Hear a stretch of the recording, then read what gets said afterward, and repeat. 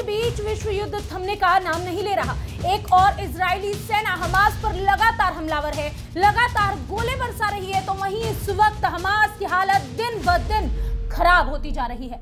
जो युद्ध हमास की सेना ने शुरू किया था, उस युद्ध का अंत अब इजराइल ने करने का ठान लिया है। हमास को चुन चुन कर इजरायली सेना हर दिन मार रही है और इसी बीच अब इजराइल को लेकर एक बड़ी खबर सामने आई है। जहां एक तरफ इजराइल और हमास का युद्ध खत्म भी नहीं हुआ, वहीं इजरायली और युद्ध लड़ने को तैयार खड़े हैं। जी हां, इजराइल ने इस नए युद्ध को लड़ने के लिए एक बड़ा संकेत दिया है। दरअसल इजरायली सेना ने हाल ही में कहा, हिजबुल्लाह ने उत्तरी इजराइल में एक हवाई यातायात नियंत्रण अड्डे पर जोरदार हमला किया और इजरायली सेना ने ईरान समर्थित चरमपंथी समूह के साथ एक और युद्ध शुरू होने की संगीन चेतावनी दी। लेबनान के साथ लगती इस सीमा पर अब लड़ाई बढ़ रही है और उससे भी बड़ी बात तो यह है कि यह युद्ध उस समय पर बढ़ रहा है जब इजराइल हमास के चरमपंथियों से लोहा ले रहा है।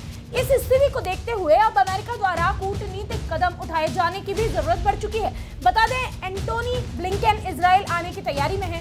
एंटोनी ब्लिंकेन ने कहा, यह ऐसा संघर्ष है जो आसानी से बढ़ सकता है, जिससे और अधिक असुरक्षा और पीड़ा पैदा होगी।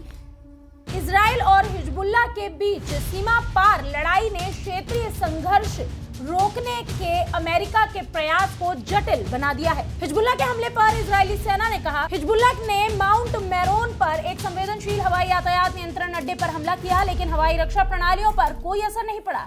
कोई भी सैनिक घायल नहीं हुआ और सभी क्षतिग्रस्त चीजों की मरम्मत की जाएगी।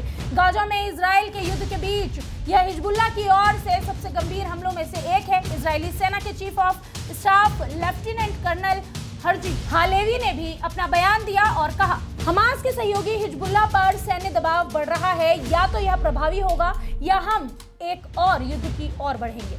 बहरहाल अब जिस तरह से इजरायली सेना लगातार एक के बाद एक हमले कर रही है और हमास पर जिस तरह से दबाव बनाया जा रहा है, उससे वहीं दूसरी ओर अब इजराइल ने एक और युद्ध का ऐलान कर डाला।